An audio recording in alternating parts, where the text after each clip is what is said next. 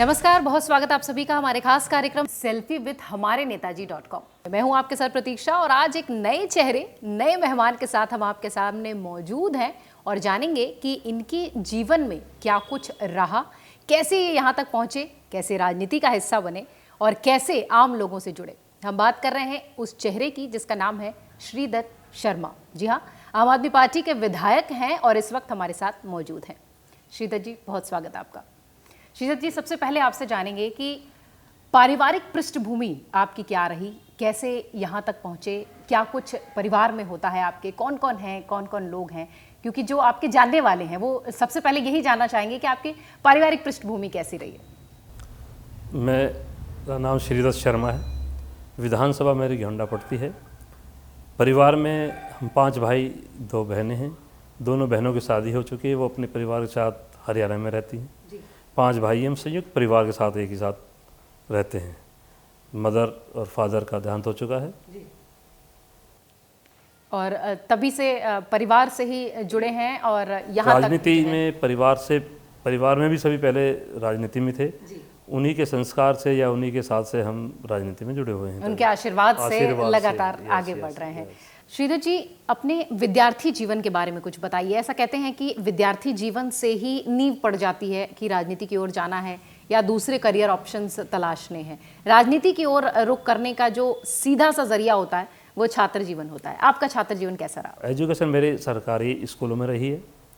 Technical school से मैंने inter pass की।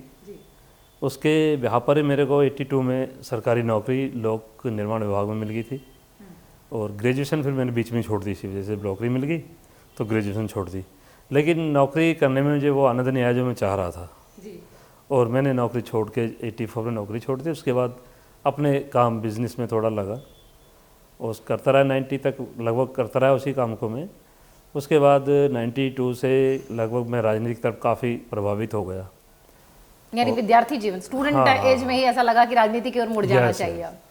तो 92 से लेकर अब तक मैं राजनीतिक ही रहा हूँ, राजनीति की तरफ मेरा ध्यान रहा, सबसे जुड़ा हुआ हूँ मैं। शिक्षा के दौरान या कॉलेज के दौरान, जैसा कि आपने कहा कि पार्टी नहीं, ऐसा खास नहीं था जब मेरा जी, लेकिन परिवार में मेरे बड़े भाई थे, वो राजनीति में थे और काफ़ी सक्रिय राजनीति में थे। पारिवारिक बैकग्राउंड वैसा रहा है, इसलिए भी शायद प्रेरणा मिली आपको। घर से कहीं बाहर नहीं जाना पड़ा कि प्रेरणा के लिए कि राजनीति की ओर कैसे मुड़े। बेसिकली जो व्यवसाय है या कहें कि हर परिवार एक किसी न किसी व्यवसाय या नौकरी या जुड़ा होता है, उससे जीविकोपार्जन के लिए ज़रूरी होता है। आपके परिवार में क्या कुछ रहा? मेरे परिवार में नौकरी भी है और व्यापार भी, दोनों चीज़ रहे, मिला जुला है जी। तो मेरे कुछ भाई व्यापार में हैं, कुछ सर्विस में रहे हैं जी। तो इससे मेरा तो मिला जुला आनंद है, दोनों का आनंद है। पारिवारिक जीवन जिस तरीके से रहा, जैसा कि आप कह रहे थे कि पीढ़ियां जो है हमारी राजनीति में सक्रिय रही हैं, और क्या कुछ आप अपने परिवार के बारे में बता पाएंगे? क्योंकि कहते हैं कि जो आम वोटर होता है या आम लोग होते हैं वो अपने नेता के पारिवारिक जीवन के बारे में जानना चाहते हैं। वो जानना चाहते हैं कि उनके घर में कौन है, कैसे स्ट्रगल करके यहाँ तक पहुँचे। सबसे ज़्यादा जो मेरे को बेनिफिट मिला राजनीति में, जो चुनाव लड़ने के दौरान, राजनीति में पहले से ही है लेकिन जब मैंने चुनाव लड़ा, सबसे ज़्यादा बेनिफिट मुझे अपने पिताजी का मिला है। वो यहाँ पर बहुत फेमस और ये समझ लीजिए यहाँ से कम अगर 50-60 किलोमीटर की दूरी पर कहीं भी आप चले जाएंगे और उनके नाम पूछेंगे, अब से जिनकी एज कम से कम 60 साल या 70 साल की एज हो रही होगी, यानी कि पुराने लोग जिनको बोलते हैं परिवार से, तो 60 किलोमीटर दूर तक जाएंगे तो वो आप सब पहचानते हैं। वो हरियाणवी में अपना लेख लिखते थे और गाते भी थे। अच्छा, फोक सिंगर रहे? यस। और अंग्रेजों के टाइम से ही रेडियो सिंगर थे। ग्राम संसार कार्यक्रम जो आज भी आता है 6:20 पर, उसमें तभी से ही वो गाते रहे हैं। यानी रेडियो आकाशवाणी के लिए वो पहले से रहे हैं फोक सिंगर। उसके बाद जैसे ही हमारा टीवी का स्टार्ट हुआ तब से टीवी में प्रोग्राम देते रहे हैं। फिर यहाँ पर हम पुराने रहने वाले हैं। ये जो भजनपुरा यमुना विहार जो कॉलोनी है आज जो हम देख रहे हैं, ये खेती की ज़मीन होती थी। हमारा गांव, पुराना जो गांव पड़ता, गाँवड़ी गांव पड़ता है, गाँवड़ी की ज़मीन में ही ये कॉलोनी आज बसी हुई हैं। तो लोग बाग जैसे ही बाहर से आते गए तो हमारे यहाँ से कुछ हमारी भी ज़मीन थी जो हमने भी सेल करी। एक डेयरी, दूध की डेयरी भी थी राशन की दुकान भी हमारे यहाँ पर 73 से थी, जब गिनी चुनी दुकानें होती थी। शुरू में ही आपने कह दिया कि मिला जुला रूप व्यवसाय और नौकरी का देखने बहुत कम लोग बाग जब होते थे, तो जिस तरह लोग आते रहे सभी से संबंध हमारे बराबर बनते रहे। उसके बाद फिर मैंने 92 में स्कूल से जुड़ गया, मैं संस्था एक बनी पंडित यादराम एजुकेशनल, उसमें मैं सेक्रेटरी रहा, और तब से लेके और चुनाव तक, यानी कि अब से 1.5 साल पहले तक एजुकेशन की लाइन से मैं जुड़ा रहा। पिताजी के नाम से भरी मैंने जो अपना ये संस्था ने जो मैंने नहीं संस्था ने जो विद्यालय खोला वो भी पिताजी के नाम से खोला।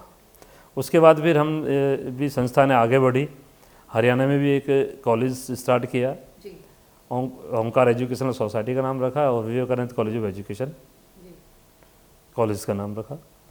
यानी कि कहने का मतलब यह है कि पिताजी के नाम से मुझे बहुत अच्छा बेनिफिट मिला। वो काफ़ी फेमस थे इलाके में और सभी परिचित जानते थे, सब उनका रिकॉर्ड करते थे, इज्जत करते थे। पारिवारिक पृष्ठभूमि की अगर बात कर रहे थे, सवाल वहीं से शुरू हुआ था जहाँ से आपका परिचय शुरू हुआ। क्या 5 बेटों में या 2 बेटियों में कोई भी फोक सिंगिंग की तरफ बढ़ा, या आपका रुझान राजनीति की तरफ क्यों गया, फोक सिंगिंग की तरफ? ऐसा उधर तो नहीं रहा, क्योंकि टाइम बदलता रहता है। उस टाइम उस चीज़ की आवश्यकता थी, क्योंकि पिक्चर हॉल वगैरह, टेलीविज़न, ये चीज़ें बहुत कम हुआ करती थी उस टाइम में। अब से यानी कि 60 साल पहले, 50 साल पहले बातें पीछे जाएं तो उस टाइम उनका बड़ा अच्छा रिगार्ड होता था। लेकिन आज मीडिया कह लो या टेलीविज़न, ये सारी चीज़ें आने से जो हरियाणवी का वो कुछ थम गया, रुक गया है। बिल्कुल। और तो इसलिए हम उधर थोड़ा सा कहीं गुम हो गया, रुक गया, वही बात है, गुम हो गया है। तो उधर हमारा किसी का ध्यान नहीं गया, सब अपने नौकरी, सर्विस या बिजनेस की तरफ ही रहे और साथ साथ अपने राजनीति में रहे। बिल्कुल। श्रीदत्त शर्मा जी से लगातार हमारी बातचीत हो रही है। परिवार का सहयोग कितना मिलता है श्रीदत्त जी को, ये जानेंगे। एक छोटे से ब्रेक का वक्त हुआ है, फौरन लौटते हैं, बातचीत जारी है।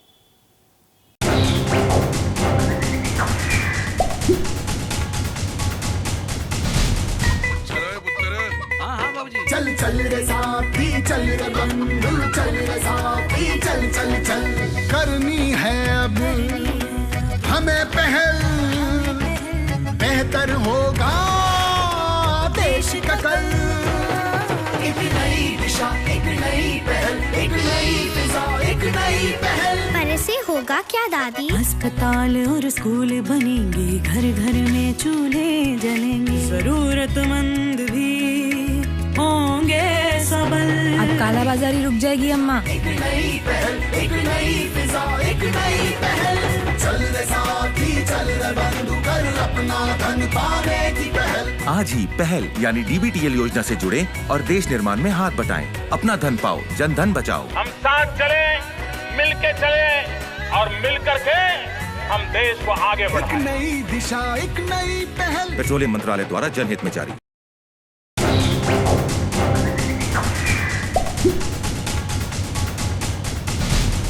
ब्रेक के बाद हम एक बार फिर हाजिर हैं। आज हमारे साथ मेहमान के रूप में, चेहरे के रूप में मौजूद हैं श्रीदत्त शर्मा जी, आम आदमी पार्टी के विधायक हैं। उनसे लगातार बातचीत चल रही है और इस वक्त जो सवाल का सिलसिला होगा वो परिवार की ओर मुड़ेगा। श्रीदत्त जी, बचपन से फोक सिंगर रहे हैं पिताजी, उसके बावजूद भी राजनीति का रुख करना, ये क्या पहले से ही तय कर लिया था आपने? पहले से तय नहीं किया था, ये था कि पहले मेरे से बड़े भाई साहब थे, राजनीति में थे। उसके बाद हमने अपने राजनीति की तरफ कदम बढ़ाया और हम राजनीति की तरफ चल दिए। यानी कहीं और करियर चुनना, दूसरे दिशा में जाना, ऐसा नहीं? आपको मैं बता चुका हूँ कि सर्विस भी की थी, हाँ, लेकिन थोड़ा वहाँ मन नहीं व्यापार लगा। भी क्या, कामयाबी नहीं मिली या मन नहीं करा, और राजनीति की तरफ भी रहा मन। तो राजनीति क्या परिवार से प्रेरणा लेकर आने की जगह बनी, बड़े भाई या साहब कोई थे हमारे, रीजन रहा मुख्य बड़े कारण भाई रहा? साहब राजनीति में थे, उनकी प्रेरणा समझिए इसको, यहाँ तक आना हुआ। तो राजनीति में उतरने के बाद फिर क्या कुछ लगा कि अब क्या करना है, किस तरीके से देश की सेवा करनी है, सच्चे मन से देश की सेवा करनी है। ये नहीं जैसे कि आज लोग कहते हैं राजनीति में आगे तो पैसे कमाना है, या इस तरह की बातें जो दुनिया में सुनने की मिलती हैं, वो नहीं है। हमने सच्चे मन से सेवा करने के लिए राजनीति में आए। जब अन्ना जी का आंदोलन हुआ था यहाँ पर, तभी हमने सोच लिया था कि अब राजनीति पूरी ईमानदारी से साथ उतरेंगे। उसके बाद पार्टी बनने का भी ऐलान हुआ, फिर हमने पार्टी ज्वाइन कर ली, और उसके बाद टिकट मिला, टिकट में भी हमने जीत हासिल की, और देश की सेवा, अपने क्षेत्र की सेवा में हम लगे हुए हैं। कुछ लोग ऐसा मानते हैं श्रीदत्त जी कि राजनीति में आने का जो सबसे मुख्य मोटिव होता है वो जीविकोपार्जन का जरिया राजनीति बनती जा रही है, ये कहते हैं। एक आम आदमी से पूछेंगे तो उसका भी जवाब शायद यही होता है कि पैसे कमाने हैं तो राजनीति का रुख कर लो। आपका विचार इस पे क्या है? ऐसा नहीं है, राजनीति में आने के लिए सेवा बहुत ज़रूरी है। लोग वह क्या कह रहे हैं क्या नहीं कहते हैं, मेरा ये सोचना बिल्कुल नहीं है। हम राजनीति में आए हैं, सेवा करने के लिए आए हैं, जनता की सेवा करने के लिए आए हैं, जनता की सेवा कर रहे हैं। बिल्कुल, यानी जन सेवा के मोटिव से ही, जन सेवा ही मुख्य उद्देश्य रहा कि राजनीति की ओर आगे बढ़े। आप शुरुआत में कुछ कह रहे थे कि जीविकोपार्जन के लिए कहा जाता है, मतलब एक आम आदमी से अगर आप पूछें कि राजनीति का क्या सोच अब तक यही रही है, सोच अब तक लोग वागों की यही रही है। और कहते हैं अब भाई इतना पैसा कमा लिया, नेता बनने के बाद इतना पैसा होगा, इतना पैसा होगा। यहाँ अगर आज देखें 1.5 साल में तो हमारे तो जो था वो भी कम हो गया, घट गया है। यानी व्यक्तिगत अनुभव अगर आपका कहा जाए तो आम आदमी से बिल्कुल अलग है, क्योंकि आम आदमी कहता है कि जीविकोपार्जन का जरिया है। अगर आप राजनीति में आदमी उतर रहा है तो इसका मतलब उसे पैसे कमाने। आपका अपना विचार इस पर क्या है? नहीं, ऐसा नहीं है, सारे एक से नहीं हो सकते। मेरा कहना यह है कि हो सकता है कुछ रहे हों, लेकिन सारे ऐसे नहीं हो सकते। हम तो अपने लिए कह सकते हैं कि हमने तो जितना पहले था, अगर हमारे पास उस टाइम 10 रुपये थे तो आज 8 रुपये ही हैं। 2 रुपये पूंजी में से भी घट गए, जनसेवा में चले गए, जनसेवा में चले गए या खर्चे में चले गए। कैसा अनुभव रहता है जब लोगों के बीच होते हैं? अच्छा आनंद आता है सेवा करते हुए। बहुत हर तरह का आदमी हमारे पास आता है जो बहुत दुखी भी होता है, परेशान भी होता है। उसकी सेवा करने में, उसका काम करने में और कराने में बड़ा आनंद आता है। शाम को हम सोचते हैं कि आज हमने उसका ये काम कर दिया, कितना अच्छा लग रहा होगा उसको भी, और हमारा भी मन कितना खुश है कि हमने उसका आज ये काम कर दिया। ये तो एक पहलू हो गया, सिक्के के 2 पहलू। दूसरे पहलू की बात करें तो कई दफ़ा ऐसा भी होता होगा कि बहुत ज़्यादा नाराज़गी भी झेलनी पड़ती होगी, वो अनुभव कैसा है? हर तरह की झेलनी पड़ती है, हर तरह के इंसान भी आते हैं, यानी कि सारे एक जैसे ही आते हैं।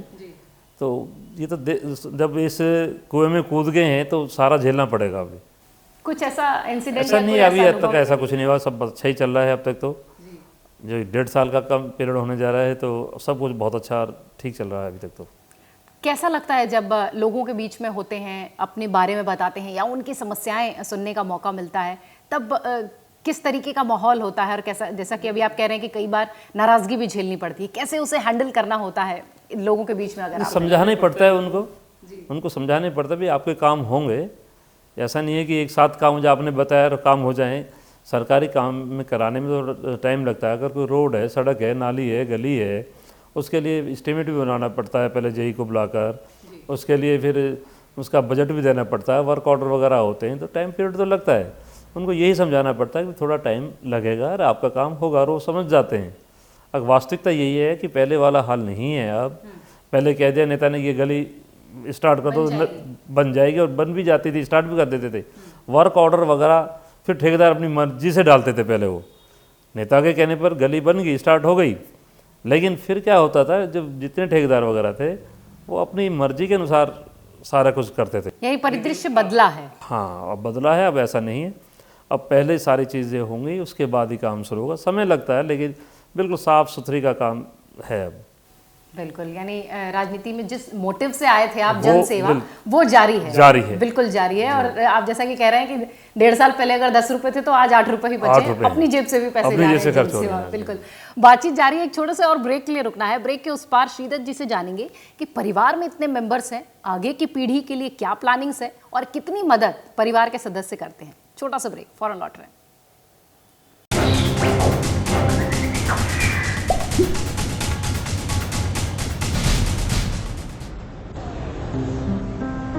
ये चांदनी का चौक है। ये रविंद्र का सेतु है। मारीना का बीच है ये आजाद का मैदान है। खड़े सिंह दा मार्ग है। चित्तरंजन का एवेन्यू है ये। अन्ना का नगर यही है। गंगा की है ये नदी। ये लक्ष्मी की कॉलोनी है। बंकिम का स्ट्रीट है ये। नरीमन का पॉइंट है ये। और मैं तुम्हें इसे गंदा नहीं करने दूंगा। यहाँ कचरा नहीं फेंकने दूंगी। पान नहीं थूकने दूंगा। केले का छिलका नहीं फेंकने दूंगी। अगर एक बार 125 करोड़ देशवासी तय कर ले कि मैं गंदगी नहीं करूंगा, तो दुनिया की कोई ताकत नहीं है जो हिंदुस्तान को गंदा कर सके। स्वच्छ भारत, एक कदम स्वच्छता की ओर।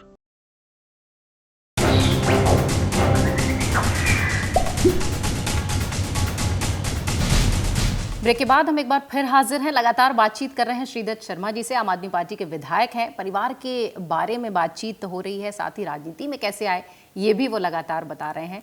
आगे बढ़ते हैं, बातचीत का सिलसिला आगे बढ़ाते हैं। श्रीदत्त जी, परिवार, जनसेवा, लोगों के बीच कैसे तालमेल बिठा पाते हैं? कितना वक्त परिवार को दे पाते हैं? क्योंकि परिवार को हमेशा नाराजगी रहती होगी कि आप बाहर ही बिजी रहते हैं, घर की जिम्मेदारी नहीं है, घर से नहीं, तो कितना वक्त दे पाते हैं परिवार को? संयुक्त परिवार होने की वजह से मुझे कोई ज़्यादा परेशानी नहीं होती जी। समय तो ज़्यादातर अब राजनीति में ही होता है, पब्लिक सेवा में ही होता है, लेकिन इसका बेनिफिट मेरे को संयुक्त परिवार की वजह से मिलता है। जो भी घर के काम वगैरह में हम संयुक्त परिवार है तो सब मिलजुल कर करते रहते हैं। उसी तरह संयुक्त परिवार होने की वजह से ही कुछ जो भाई हैं, भतीजे हैं, वो भी इसमें मेरा सहयोग करते रहते हैं। तो हमारा मिला जुला ये चल रहा है कार्यक्रम। यानी बहुत शिकायत परिवार की ओर से नहीं रहती? नहीं, शिकायत नहीं रहती। कितना सहयोग इसका रहता है बेनिफिट परिवार? सिर्फ ये संयुक्त परिवार। श्रीदत्त जी, जैसा कि आप लगातार कह रहे हैं कि संयुक्त परिवार में आपका जीवन बीता है, प्रेरणा जो है आपके भाई साहब रहे हैं, लोग भी राजनीति में रहे हैं आपके घर से, इसलिए भी आप राजनीति की ओर रुख करते दिखे। क्या कुछ परिवार की और जो सहयोग आपका होता है आपकी तरफ से और परिवार की तरफ से, आपको कितना सहयोग उनका मिलता है और कितना वक्त और कितना सहयोग आप उन्हें दे पाते हैं? ये तो मैंने आपको पहले ही बताया था कि हमारा संयुक्त परिवार है जी। तो इससे मुझे कोई ज़्यादा परेशानी नहीं होती है। मैं अपनी राजनीति कर रहा हूँ, परिवार वाले परिवार का काम देखते रहते हैं, वो अपना काम कर रहे हैं, मैं अपना काम कर रहा हूँ। कितना आपको सहयोग मिल पाता है उनसे? मतलब आपके जो दैनिक जीवन के काम हैं या राजनीति से जुड़े जो काम हैं, राजनीति के कुछ काम तो ऐसे हैं जो मेरे को ही करने होते हैं। माने अब सचिवालय जाना तो मेरे को ही जाना होगा, विधानसभा जाना तो मेरे को ही जाना होगा, डिस्ट्रिक्ट डेवलपमेंट कमेटी का चेयरमैन हूँ, वहाँ मीटिंग में जाना है, ऑफिस में जाना तो मेरे ही जाना होगा। लेकिन मेरे बाद भी अगर कोई कॉलोनी के या विधानसभा के लोग आते हैं अपनी शिकायत लेकर के, तो उनका वो समाधान थोड़ा बहुत कर देते हैं। यानी परिवार पूरी तरह से, चूंकि आप बता भी रहे हैं कि संयुक्त परिवार है, इसलिए कोई शिकायत भी नहीं होती, शिकायत नहीं होती, सिर्फ मदद ही मिलती है, मजबूती से। इसलिए राजनीति में खड़े भी हैं। इसीलिए ये है कि घर में भी जो मैं काम करने होते हैं तो परिवार वाले सब करते रहते हैं, तो मैं राजनीति में अच्छा खासा टाइम दे देता हूँ। कितना फर्क महसूस करते हैं राजनीति और सामाजिक जीवन को लेकर? जैसा कि आप कह रहे थे कि शुरुआती दौर में आपने नौकरी भी की, उसके बाद फिर राजनीति की ओर मुड़ गए, कितना फर्क आप महसूस करते हैं? कितना अंतर आया जीवन में? फर्क तो नेचुरल है, ये तो वास्तविकता है कि जो हम समय पहले अपने लिए या परिवार के लिए निकाले थे, तो उतना नहीं निकाल पाते। अब तो ये कि रात के 10 भी बज रहे हैं, 11 बज रहे हैं, अगर आज शादियों की कार्ड आ जाए, 10 आ जाए, तो 10 की 10 अटेंड करनी होती है। कल ही वो तो कहेगा जी हमारे यहाँ तो आप आए नहीं, तो 10-10, 12-12, 1-1 बज जाता है, तो अपना जीवन नहीं रहता। अपना ये नौकरी पेशा आदमी है तो उसका सुबह जाना, शाम को आ जाना है, 10 से 6 काम किया और वो घर आ जाता है। लेकिन यहाँ कोई लिमिटेशन नहीं है। 10 भी बज सकते हैं, रात के 11 बज सकते हैं, और कई फ़ोन भी 11 बजे फ़ोन आ जाते हैं, 12 बजे फ़ोन आ जाते हैं, लाइट गई हुई है जी, लाइट वालों को फ़ोन करो तो जी, ये परेशानी है। तो परेशानी कह लो या सेवा कह लो। बिल्कुल, सेवा भी तो है। आप इसे कैसे लेते हैं ये सोचने की बात है। बिल्कुल। क्या दिनचर्या होती है आपकी सुबह से शाम तक? जैसा कि आप कह रहे हैं कि जनसेवा के दौरान तो वक्त का कोई 12 बजे भी फ़ोन आया है तो आपको काम करना ही है। दिनचर्या कहते हैं सुबह नहाने धोने के बाद मैं ज़रूर भगवान को याद करता हूँ, और आधा घंटे के करीब लगभग मैं वहाँ देता हूँ। घर के नज़दीकी मंदिर है, घर में जोत बत्ती करने के बाद मंदिर में जल चढ़ाना है, वहाँ जाना, उसके बाद ही सारे काम करने की तरफ चलता हूँ। आकर के अपने ऑफिस, जो हमने आम आदमी पार्टी का कार्यालय बना रखा है, वहाँ पर बैठना है। उसके बाद अगर कहीं जाना है, कहीं मीटिंग है, तो वहाँ पर चले जाते हैं। कोई घर का छोटा मोटा काम है तो इस बीच में हम कर लेते हैं। लेकिन जो टाइम हमने फिक्स किया हुआ है ऑफिस का, जो पब्लिक के लिए, जनता के लिए, उसको कोशिश ये रहती है वहीं पर मैं रहूँ, मौजूद रहूँ। क्या परेशानियाँ अगर आप दिन भर के कामों में देखें तो लगभग रोज कोई परेशानी अब ऐसी महसूस नहीं होती, अब रूटीन में आ गए सब वर्क, क्योंकि पूरी तरह से जन सेवा के लिए समर्पित हो चुके हैं। कोई परेशानी महसूस नहीं होती, रूटीन है अब तो ये सारा। कोई समस्या लेकर भी आ रहा है, अपने काम में लेकर भी आ रहा है, गुस्से में भी आ रहा है, हंसकर भी आ रहा है, तो ये सब रूटीन में है, सब झेल जाना है। सब झेल जाना है अब तो।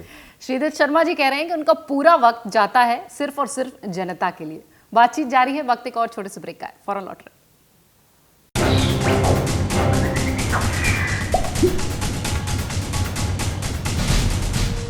सूखा हो या बेमौसम की बरखा हो, कीड़ा लगे खेत में या दुविधा हो, बहुत ही कम प्रीमियम पे पूरी हो भरपाई, फसल बीमित रहे कटाई के बाद भी भाई। हाँ, ऋणी या अऋणी अब हर किसान लाभ उठाए, एक मौसम एक दर है, सब किसान बीमा कराए, प्रधानमंत्री फसल बीमा योजना से हर किसान मुस्काए। कृषि और किसान कल्याण मंत्रालय द्वारा किसान हित में जारी।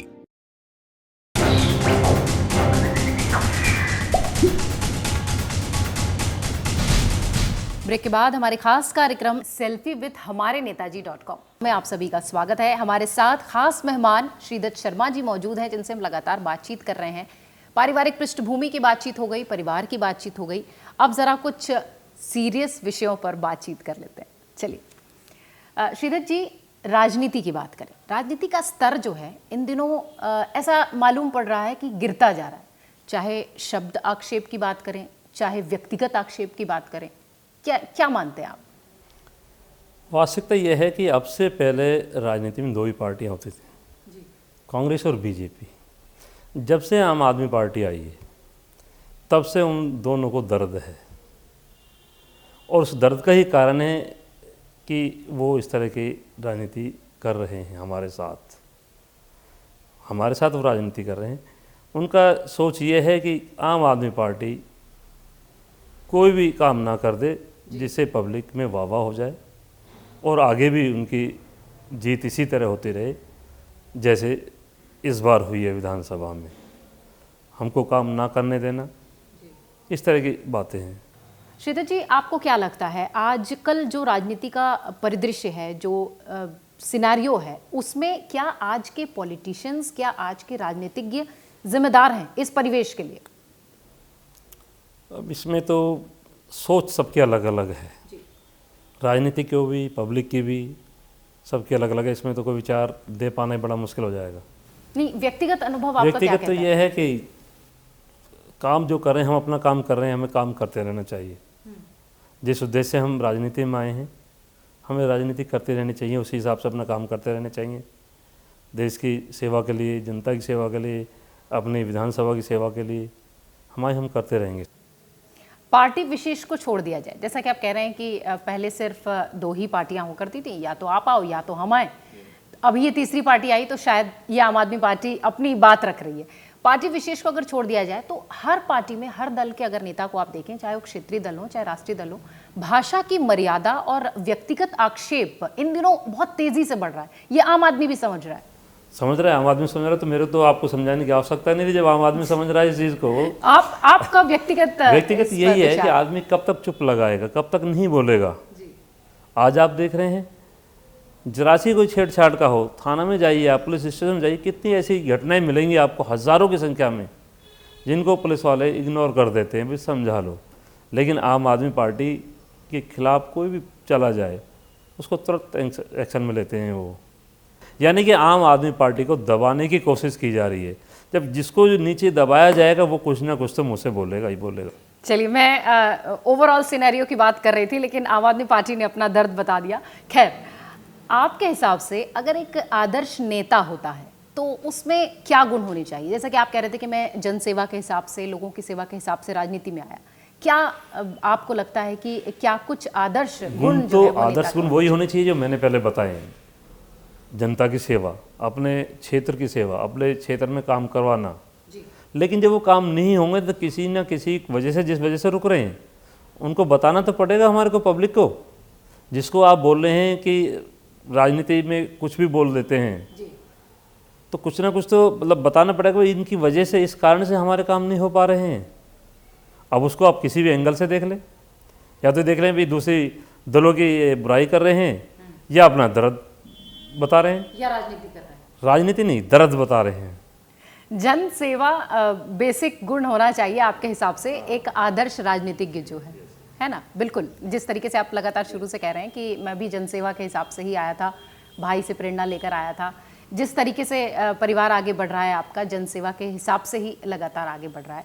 अगर बात करें वर्तमान स्थिति की, एक पर्टिकुलर पार्टी की अगर बात ना करें, आम आदमी पार्टी की बात ना करें, तमाम क्षेत्रीय और राष्ट्रीय दलों की बात करें, क्या राजनीतिज्ञ जिम्मेदार नहीं है, पॉलिटिशियंस जिम्मेदार नहीं है इस स्थिति की, यानी जो राजनीति का स्तर गिर रहा है उसके जिम्मेदार राजनीतिज्ञ नहीं है? इसकी एक ही दल की तो ऐसी कहानी नहीं है, तो सभी का बता रहे हैं। इसीलिए मेरा सवाल इसीलिए है कि सभी दलों तो अभी हम तो नए इस पार्टी में बने कितने दिन हुए हैं जी, लेकिन जो पुरानी पार्टियां हैं उनका आप देखिए कितना कर रहे हैं, क्या कर रहे हैं।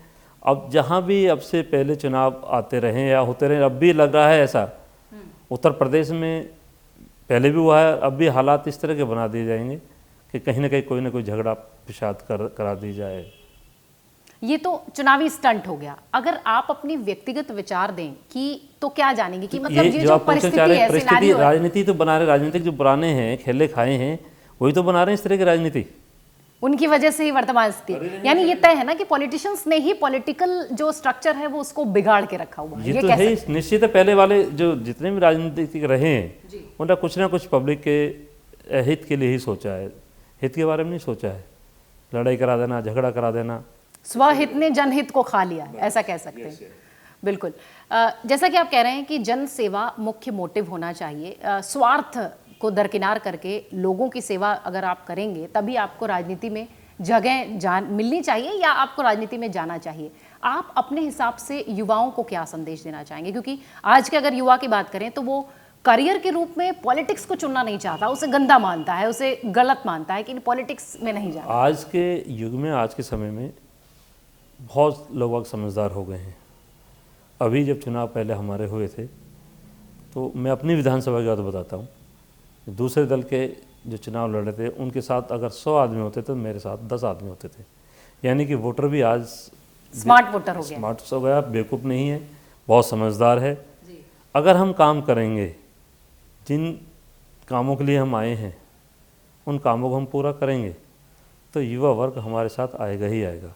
अगर हम भी पहले की तरह करते रहे, वादे कर दिए, काम नहीं किए, तो युवा वर्ग बहुत समझदार है, और हर 5 साल बाद नजर आए तो नहीं आएंगे, वो भी हमें एक दिन भी नजर नहीं आएंगे। वो आप अपनी तरफ से युवाओं को क्या संदेश देंगे? आपकी बहुत ज्यादा वो अपने आप ही अपने हमारे तरफ खींचेंगे जब हम काम करेंगे। जिस उद्देश्य से हम यहाँ पर आए हैं, राजनीति में आए हैं, हम उनको अपना रिजल्ट अच्छा देंगे तो अपना आप ऑटोमेटिक आएंगे, आपके साथ होंगे। ज़रूरत भी है, क्योंकि आज अगर युवा पार्टी में नहीं होते हैं, राजनीति में नहीं होते हैं, तो वाकई बहुत परेशानी है। युवाओं को श्रीदत्त जी ये संदेश दे रहे हैं कि जनसेवा के साथ अगर वो राजनीति में आते हैं तो वाकई में राजनीति का भविष्य सुधर सकता है। एक और छोटे से ब्रेक का वक्त हुआ है, फौरन लौट रहे हैं।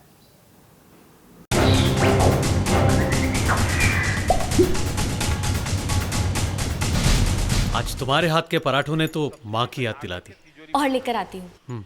हमारा इरादा ये है कि अगर आप एक सिलेंडर छोड़ते हो तो मैं वो सिलेंडर उस घर को देना चाहता हूं जिसमें लकड़ी का चूल्हा है और जिसके कारण पॉल्यूशन होता है और जिसके कारण उनके बच्चों को धुएं में पलना पड़ता है और बीमारी का घर हो जाता है। ये अब आप फोन में क्या कर रहे हैं?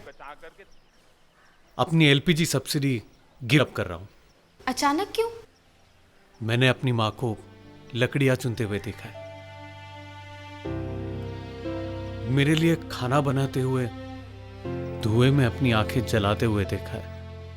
मेरे गिव इट अप करने से उन कई माओं को गैस कनेक्शन मिलेगा जो आज भी लकड़ी के चूल्हे पर खाना बनाती है। आप भी अपनी सब्सिडी छोड़ने के लिए www.mylpg.in या www.givitup.in पर लॉग इन करें। पेट्रोलियम एवं प्राकृतिक गैस मंत्रालय द्वारा जनहित में जारी।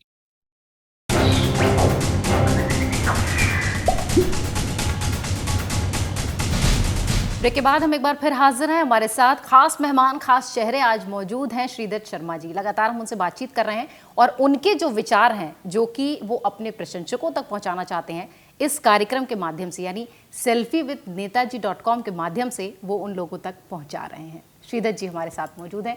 श्रीदत्त जी, जैसा कि आप कह रहे थे कि पारिवारिक पृष्ठभूमि वैसी रही है, आपके भाई राजनीति में रहे हैं, तो राजनीति के लिए आपको प्रेरणा के लिए घर से बाहर जाने की ज़रूरत नहीं पड़ी।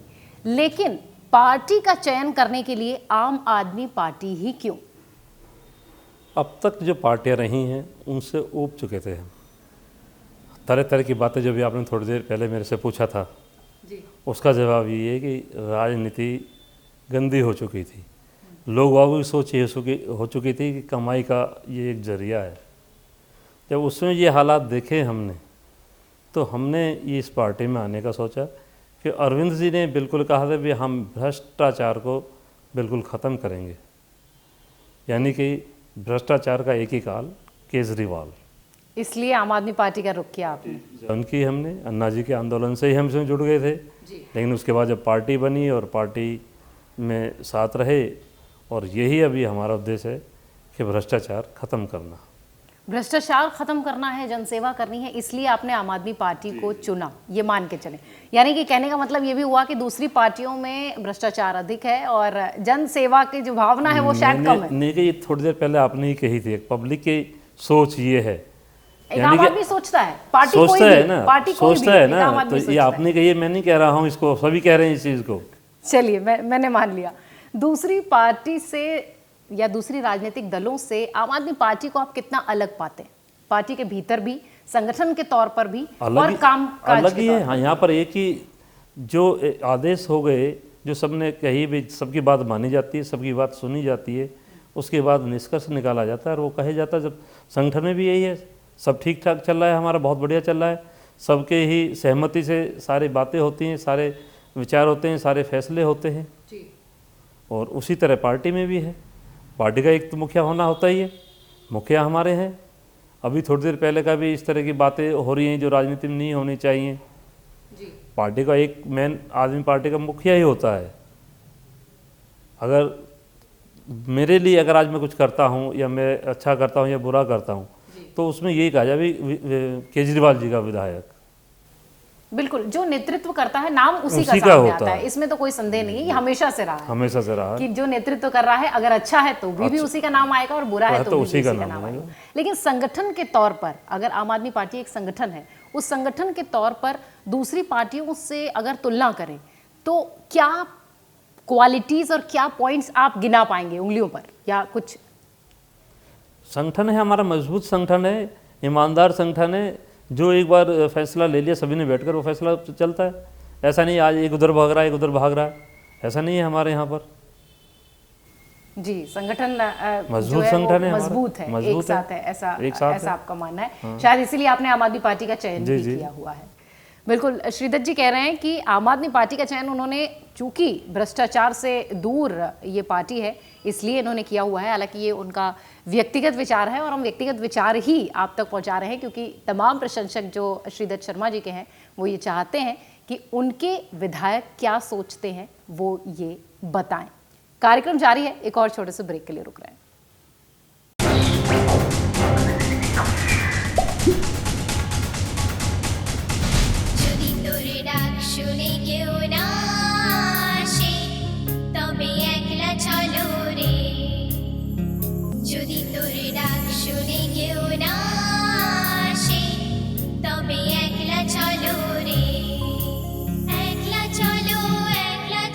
आइए गांधी जी के दिखाए रास्ते पर चलें और एक स्वच्छ भारत की रचना करें। स्वच्छ भारत, एक कदम स्वच्छता की ओर।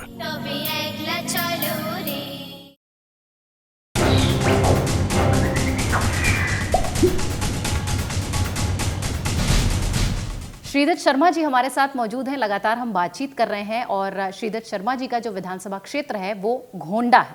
बहुत ही महत्वपूर्ण सीट रही है ये। क्या कुछ इस सीट के बारे में और जानकारी है वो देंगे श्रीदत्त शर्मा जी, जो हमारे साथ लगातार मौजूद हैं।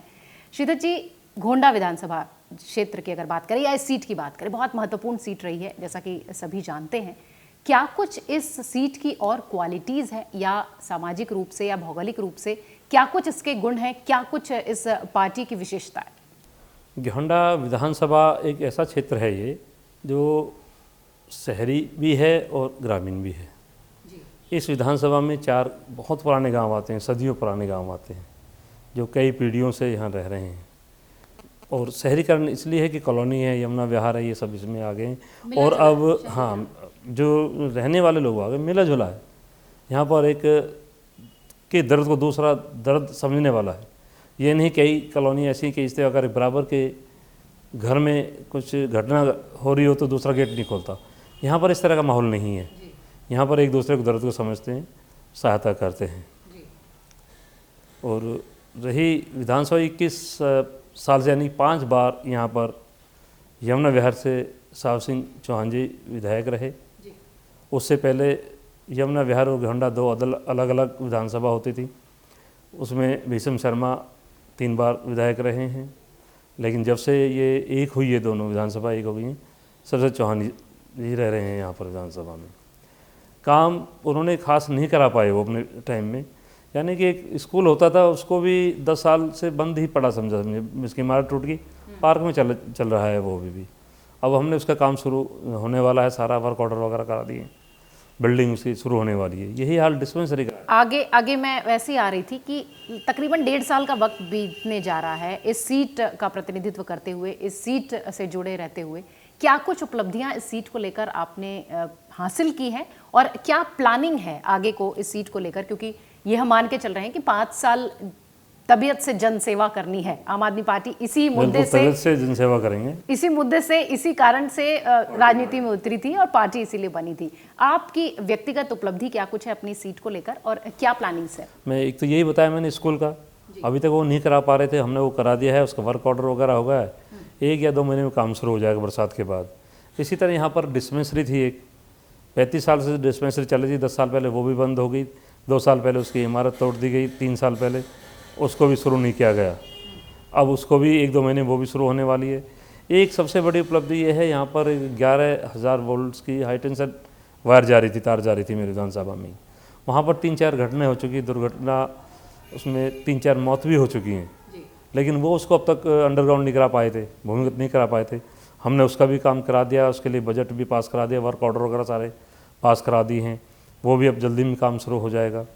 इसी तरह हमने मेट्रो के लिए विधानसभा में अपना क्वेश्चंस लगाया, उन्होंने माना विधानसभा मेट्रो में अब हमारे भजन पूरा ऐसे मेट्रो निकलेगी। शास्त्री पार्क में बड़ा जाम होता है हमारे प्रपोस्ती पर, उसके में हमने विधानसभा अपना क्वेश्चंस उठाया, उसको उन्होंने माना, वो भी 1 साल के में काम शुरू हो जाएगा, यानी 2 साल के अंदर वो भी कार्य हमारा पूरा हो जाएगा। इसी तरह शास्त्री पार्क खजूरी चौक पर भी बहुत भीड़ होती है, जो कि पब्लिक कई विधानसभाओं को ये प्रभावित करती है। यहाँ पर अंडरपास बनाने के लिए पास हो गया है, और लाइटें, खरंजा, गली, ये तो सब चलते रहते हैं। मेन काम यही है, जैसे विद्यालय का हो गया, डिस्पेंसरी का हो गया, शास्त्री पार्क रेड लाइट का हो गया, खजूरी रेड लाइट का हो गया, हाई टेंशन लाइट का हो गया, वायर का हो गया। ये काम बहुत महत्वपूर्ण हैं, जो कि बहुत ही इनकी आवश्यकता थी इन कामों की, जिसको कि आपने कोशिश की है, कोशिश की है, और जल्दी पूरे 1-2 महीने में सारे काम स्टार्ट हो जाएंगे। यानी कि आज की डेट में प्रयास करने के बाद पाइपलाइन में सारे के काम। ये ट्रांसफार्मर, बिजली की व्यवस्था बहुत ख़राब रहती थी।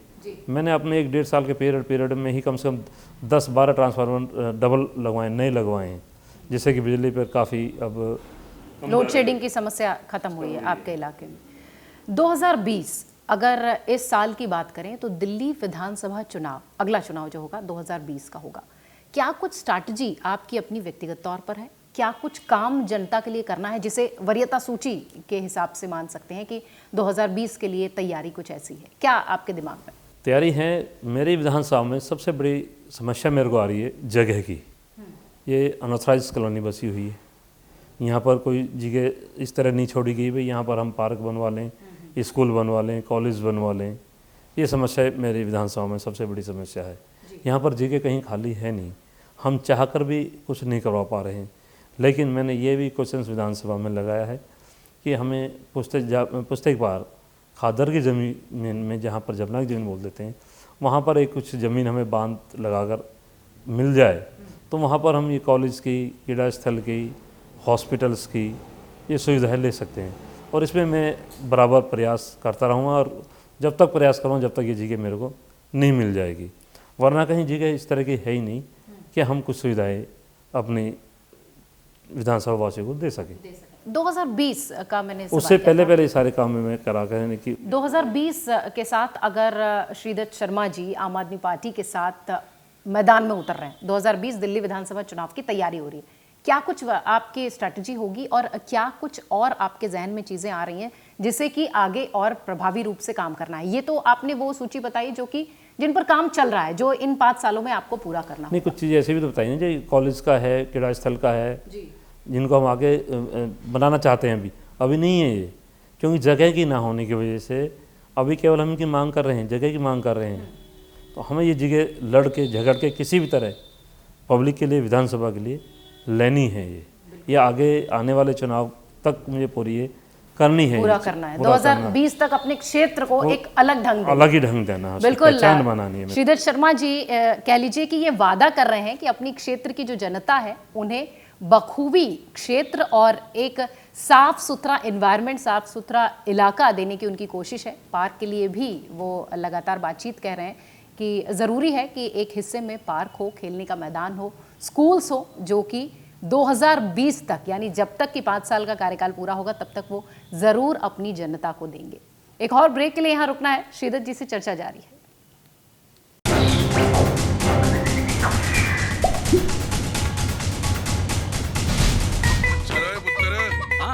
चल चल रे साथी, चल रे बंधु, चल रे साथी, चल चल चल।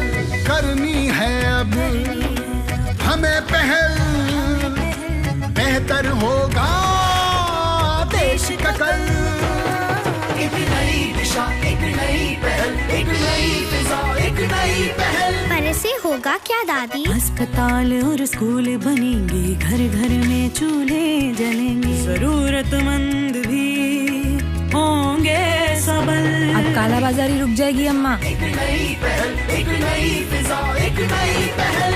चल रे साथी, चल रे बंधु, कर अपना धन पाने की पहल। आज ही पहल यानी DBTL योजना से जुड़े और देश निर्माण में हाथ बटाएं। अपना धन पाओ, जन धन बचाओ। हम साथ चले, मिलके चले और मिलकर के हम देश को आगे बढ़ाएं। एक नई दिशा, एक नई पहल। पेट्रोलियम मंत्रालय द्वारा जनहित में जारी।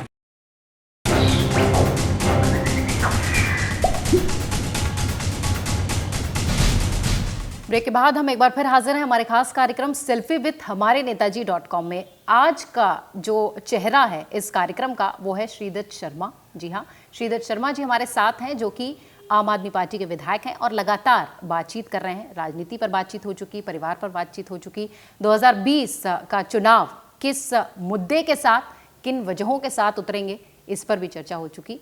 आगे बढ़ाते हैं सवाल जवाब का सिलसिला। श्रीधर जी, 2015 से लेकर आज तक अगर पिछले 1-1.5 साल की बात की जाए तो आम आदमी पार्टी ने जो काम किया है, आपका पर्टिकुलर क्षेत्र नहीं, ओवरऑल पार्टी ने जो काम किया है दिल्ली के लिए, आप उसका विश्लेषण कैसे करेंगे? आम आदमी पार्टी ने जो काम किए हैं, जो वादे किए हैं, वो विधानसभा के लिए नहीं, पूरी दिल्ली के लिए किए। जैसे कि पानी का ही हमने वादा किया था कि 20,000 लीटर पानी फ्री देंगे, वो सारी दिल्ली में पानी फ्री दिया जा रहा है। बिजली का कहा था भाई बिजली हाफ रेट कर देंगे, 400 यूनिट तक हमने हाफ रेट पूरी दिल्ली में किए हैं, यहीं नहीं किए, पूरी दिल्ली में किए हैं। स्कूल, नए स्कूल बनाने का हमने वादा किया था। जैसा कि मैंने अभी आप थोड़ी देर से पहले बताया कि हमारी विधानसभा में जगह की कुछ कमी है, तो जो विद्यालय चल रहे हैं उन्हीं में हमने कमरे बनवाने शुरू कर दिए हैं। एक स्कूल की मैं आपको बताता हूँ, C2 यमुना विहार की, उसी में एक 88 कमरे, 88 रूम्स का निर्माण लास्ट फाइनल पर चल रहा है। 88 कमरे का मतलब समझिए, अगर एक कमरे में 40 बच्चे की एवरेज लगाएं तो कितने बच्चे बैठ पाएंगे उसमें? 2-3 स्कूल के बराबर होगा एक प्रकार से। ये काम हमारा चल रहा है। डिस्पेंसरी में आप देख रहे हैं, मोहल्ला क्लिनिक हमारे यहाँ खुल चुके हैं। मेरी विधानसभा में मोहल्ला क्लिनिक खुले हैं, लोग वागों को दूर आने जाने की आवश्यकता नहीं है। इसी तरह एजुकेशन में तो आप देख रहे हैं कि एक बहुत बड़ा हब मेरे यहाँ बनने जा रहा है। मेरी विधानसभा में जगह कम होने के कारण बराबर वाली विधानसभा क्राउन नगर में है, कम से कम वहाँ पर 100 बीघा ज़मीन तलाशी गई है और वहाँ पर कई तरह के स्कूल, यानी कि एक स्कूल इस तरह का बना जिसमें केवल आर्ट साइड होगी, एक स्कूल इस तरह का बना जिसमें कॉमर्स होगी, एक स्कूल इस तरह का बना जिसमें साइंस साइड ही होगी। इस तरह का स्कूल बनाए जाने की योजना हमारी चल रही है और हम काम कर रहे हैं। इसी तरह प्राइवेट स्कूलों पर आप देखें, आज तक प्राइवेट स्कूलों के ऊपर कोई भी लगाम नहीं लगा सका था, लेकिन हमारी सरकार ने पूरा उसमें कर दिया। आज के ही पेपर में आप पढ़ें, हाईकोर्ट ने भी उनकी याचिका लगाई थी दोबारा, उसको भी खारिज कर दिया। भाई आप दिल्ली सरकार के बिना फीस नहीं बढ़ा पाओगे। जब आपको सस्ती दर पर ज़मीन दी गई है और उसमें शर्त है कि भी आप बच्चों से कम फीस पर लेंगे, 25% EWS के बच्चों को, गरीब बच्चों को पढ़ाएंगे, तो सारी चीज़ चल रही है। इस बार 25% जो गरीब दर्जे वर्ग के बच्चे थे उनका एकदम साफ़ सुथरा चयन किया गया। सचिवालय में सबके फॉर्म भरे गए, वहीं ड्रा निकला और आज पब्लिक इतनी खुश है कि बेहद ज़्यादा। जो कभी सोच भी नहीं सकता था कि मेरा बच्चा दिल्ली पब्लिक स्कूल जैसे में पढ़ेगा, उसका लकी भाग्यवश उसका उसमें दाखिला हो गया और आज बहुत खुश है। इस तरह शिक्षा के क्षेत्र में ये है, स्वास्थ्य के क्षेत्र में भी यही है। और लाइट का मैंने अभी थोड़ी देर पहले बताया कि मैंने खुद अपनी विधानसभा में कम से कम 10-15 ट्रांसफार्मर नहीं लगवाए हैं। अभी एक हमारे CM साहब ने मीटिंग ली थी, जैसे मेरी विधानसभा ऐसी और भी विधानसभा जगह की बहुत कमी है, ट्रांसफार्मर नहीं लगाए जा रहे हैं, लोड बढ़ गए लेकिन ट्रांसफार्मर के लिए जगह नहीं है। तो उसमें ये डबल डेकर बनाने की उस दिन फैसला हो गया। PWD के अधिकारी थे, BCS के अधिकारी थे, सब ने बताया भी जगह है नहीं तो कहाँ से देंगे, लाइट तो चाहिए। तो उसमें यही निष्कर्ष निकला कि भाई डबल डेकर अब यहाँ पर ये ट्रांसफार्मर लगाए जाएंगे। हर तरफ से तो हमारी ये सरकार काम कर रही है पब्लिक के काम में। CM साहब का आप जिक्र कर रहे थे अपनी बात में। CM केजरीवाल के नेतृत्व में काम करके कैसा लगा? बहुत अच्छा लग रहा है हमारे को, सीखने मिला है, बहुत कुछ सीखने को मिला। उनका दृढ़ निश्चय जो है, जो उन्होंने ठान लिया ये काम करना है तो करना है, ये नहीं भी चलो कल देखेंगे। जो काम करना है करना है। स्कूल नहीं बनाने तो बनाने हैं, जगह नहीं मिले तो उन्हीं स्कूलों में कमरे और देखो बनाओ, हॉस्पिटल खोलने मोहल्ला क्लिनिक के लिए जगह नहीं मिली थी, जैसे मेरी विधानसभा है तो खोलनी है। अब आज स्कूलों में हमने जगह ली, उसमें 2 बेनिफिट होंगे, बच्चों को भी स्वास्थ्य का लाभ मिलेगा, 2 घंटे बच्चों के लिए ही रहेगी ये मोहल्ला क्लिनिक हमारी, उसके बाद पब्लिक के लिए खुल जाएगी, पूरा दिन पब्लिक के लिए रहेगी। जो उन्होंने ठान लिया करना है, दृढ़ निश्चय है अरविंद केजरीवाल, चाहे कोई कितना भी रोकता रहे लेकिन काम हमें करने हैं। जो वादे हम कर आए करने हैं। अभी पूरे दिल्ली में ही CCTV कैमरे का था, सबसे पहले हमने विद्यालयों में लिया, सर्वे हो चुके हैं सभी विद्यालयों में और 2-3 महीने में लगभग सभी विद्यालयों में CCTV कैमरे लग जाएंगे, वो नेट से जोड़ दिए जाएंगे। आप हम सब अपने बच्चों को नेट के ज़रिए घर बैठे भी दे सकते हैं, बच्चा क्लास में कौन सी सीट पर बैठा है। इस तरह की योजना कितनी बड़ी योजना है। SMS का हम अब कर रहे हैं, स्टार्ट कर रहे हैं। जैसे ही बच्चा आपका एंट्री करेगा गेट पर ही आपके मोबाइल में मैसेज आएगा कि आपने बच्चा ने एंट्री कर ली है। जैसे ही वो बाहर निकलेगा मैसेज आएगा कि बच्चा बाहर निकल गया है। स्कूलों में टीचर्स की हम भर्ती कर रहे हैं, हर तरह से जितना भी सुधार कर सकते हैं उतना सुधार के लिए 24 घंटे हमारी सरकार लगी हुई है और इसका रिजल्ट मिल रहा है हमें। और आने वाले टाइम में मैं आपको विश्वास दिलाता हूँ कि लोग भाग पब्लिक स्कूलों की तरफ कम और सरकारी स्कूल की तरफ ज़्यादा जाएंगे बच्चों को पढ़ाने के लिए। चलिए, उम्मीद भी हम यही करते हैं कि सरकारी स्कूलों की ओर लोग रुख करें, जिससे कि जो एक्स्ट्रा बर्डन, एक्स्ट्रा खर्च जो अभिभावकों पर आता है वो शायद कम होगा। आम आदमी पार्टी का नाम अगर श्रीदत्त शर्मा के नाम के साथ से हटा दिया जाए तब दिल्ली सरकार को श्रीदत्त शर्मा कितना नंबर देंगे 1 से 10 के बीच में? नहीं, ये तो अपनी पार्टी का होने के नाते ये सवाल आपसे जायज़ नहीं था, इसलिए मैंने कहा कि नहीं, देखिए आज अगर हमें है तो केजरीवाल जी के नाम पर, पार्टी के नाम पर है। अगर इंडिविजुअल होते तो हम पहले भी चुनाव लड़ते, चुनाव जीत भी जाते, लेकिन कभी ऐसा मौका नहीं मिला। उनके साथ आए, उनके नाम से जुड़े, तो हम उनकी वजह से ही हैं आज जो कुछ है। स्कोर करना हो अगर 1 से 10 के बीच, 10 नंबर पूरे हैं उनको, यानी अरविंद केजरीवाल के लिए भी और आम आदमी पार्टी के लिए। सीधा सवाल, केंद्र में मोदी की सरकार को 1 से 10 के बीच में अगर देना है मार्क्स तो कितने नंबर देंगे? आज की डेट में जो उन्होंने हमारा हाल कर रखा है, आज की डेट में, आज के दिन जो उन्होंने हमारा हाल कर रखा, जो काम करने ना दिया जाना है। क्योंकि अभी थोड़ी देर पहले बात हो रही थी कि मुखिया का नाम होता है लेकिन इशारा ज़रूर होता है, बगैर इशारे के कुछ नहीं होता। आज पूरी तरह केंद्र सरकार हमारे एक एक विधायक के पीछे लगी हुई है, कहाँ पर इसकी पकड़ आए, किस तरह इनको कब्जे में किया जाए, पूरे डराने के मूड में है, भगाने के मूड में है। लेकिन आम आदमी पार्टी, आम आदमी सरकार, केजरीवाल वो हैं कि कितने ही वो कर लें, हम पीछे हटने वाले नहीं हैं। अपना काम, जनता की सेवा बराबर करते रहेंगे। काम के लिहाज से मोदी सरकार के नंबर, सवाल अभी भी वही है, 1 से 10 के बीच में कितना स्कोर करेंगे? काम हम तो दिल्ली में अपना आप कर रहे हैं, मोदी सरकार के लिए मोदी कहाँ जहाँ कर रहे हैं वहाँ कर रहे होंगे, दिल्ली में तो बताइए क्या कर रहा है मोदी ने भी। फिर भी आपका स्कोर कुछ भी नहीं है, स्कोर 0 है। 0 स्कोर कर रहे हैं मोदी सरकार के लिए। तो श्रीधर शर्मा जी मोदी जी को स्कोर कर रहे हैं तो वो 0 से कर रहे हैं, 1 से 10 के बीच में। चलिए श्रीधर जी, बहुत अच्छा लगा आपसे बातचीत करके, आपने वक्त निकाला हमारे खास कार्यक्रम के लिए, आपका बहुत शुक्रिया, बहुत धन्यवाद। धन्यवाद, नमस्कार। तो फिलहाल आज के इस कार्यक्रम में इतना ही। अगले हफ्ते एक बार और मुलाकात होगी आपसे एक नए चेहरे के साथ, और उस चेहरे के जीवन के अनछुए पहलू हम आप तक पहुंचाएंगे हमारे खास कार्यक्रम सेल्फी विद हमारे नेताजी.com। धन्यवाद।